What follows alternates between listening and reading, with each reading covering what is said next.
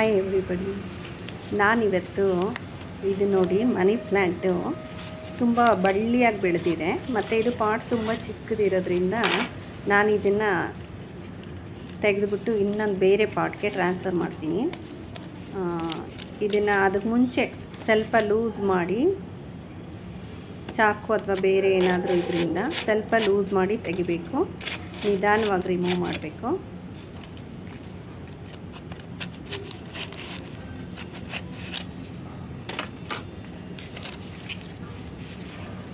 ಸ್ವಲ್ಪ ಪ್ರೆಸ್ ಮಾಡಿ ತೆಗೆದ್ರೆ ಅದು ರೂಟ್ಸ್ ಎಲ್ಲ ನೀಟಾಗಿ ಬರುತ್ತೆ.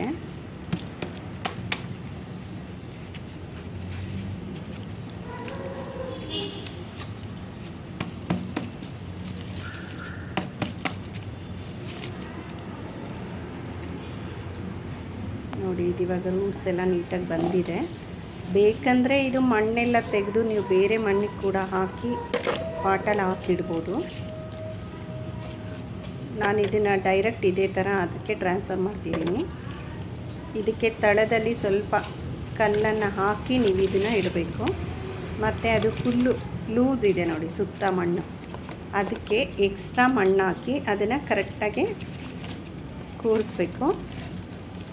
ಇದು ಉದ್ದ ಬಂದಿರೋ ಬಳ್ಳಿನೆಲ್ಲ ಏನು ಮಾಡ್ಬೋದು ಅನ್ನೋದನ್ನು ನಾನಿವಾಗ ಹೇಳ್ತಾ ಹೋಗ್ತೀನಿ.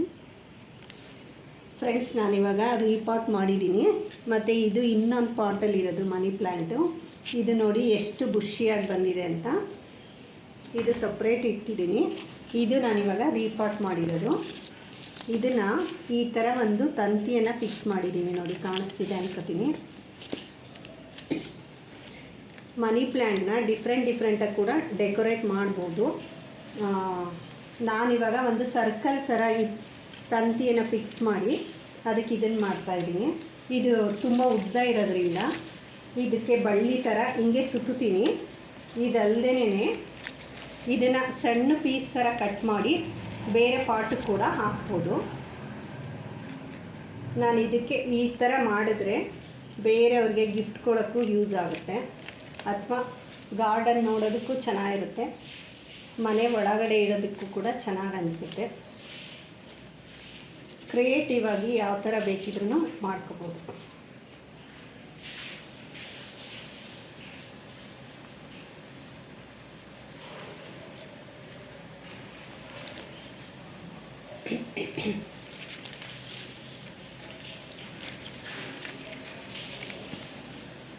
ಕೆಳಗಡೆ ಇರೋ ಪ್ಲ್ಯಾಂಟ್ಸು ಮತ್ತೆ ದೊಡ್ಡದಾಗಿದ್ದಾಗ ಆ ಬಳ್ಳಿನೂ ಕೂಡ ಇದಕ್ಕೆ ಸುತ್ಬೋದು.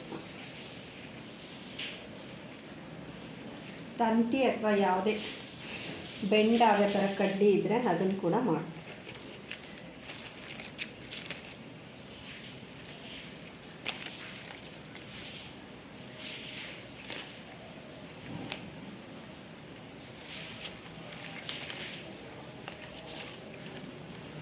ಫ್ರೆಂಡ್ಸ್, ಇದುವರೆಗೂ ಯಾರು ನನ್ನ ಚಾನಲ್ಗೆ ಸಬ್ಸ್ಕ್ರೈಬ್ ಮಾಡಿಲ್ವೋ ಸಬ್ಸ್ಕ್ರೈಬ್ ಮಾಡಿ, ಲೈಕ್ ಮಾಡಿ, ಶೇರ್ ಮಾಡಿ.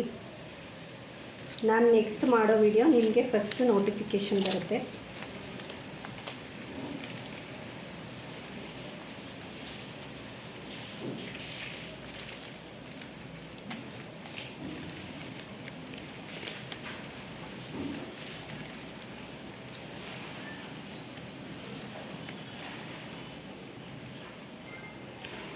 ಈಗ ಇದು ಎರಡೇ ಲೈನ್ ಇರೋದ್ರಿಂದ ಇಷ್ಟು ಕಾಣಿಸುತ್ತೆ ನಮಗೆ.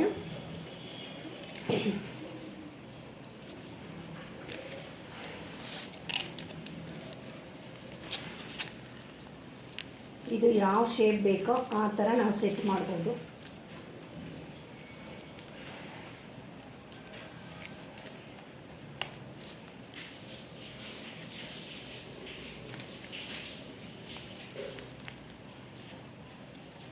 ನೋಡಿ ಇವಾಗ ಕಾಣಿಸ್ತಿದೆಯಾ? ಈ ಥರ ಕಾಣಿಸುತ್ತೆ.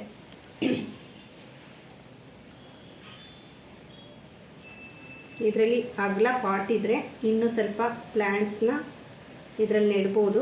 ಅದು ಕೂಡ ಬಳ್ಳಿ ಬಂದಾಗ ಇದು ನೀಟಾಗಿ ಕಾಣಿಸುತ್ತೆ. ಇದು ನೋಡಿ ಈ ಥರ ಬಂದಿದೆ ಇವಾಗ. ಇದು ಆ್ಯಕ್ಚುಲಿ ಗಿಫ್ಟಿಂಗ್ ಪರ್ಪಸ್ಸು ಮಾಡ್ಬೋದು ಅಥವಾ ಡೆಕೋರೇಟಿವ್ ಆಗಿ ಇರುತ್ತೆ. Thank you friends.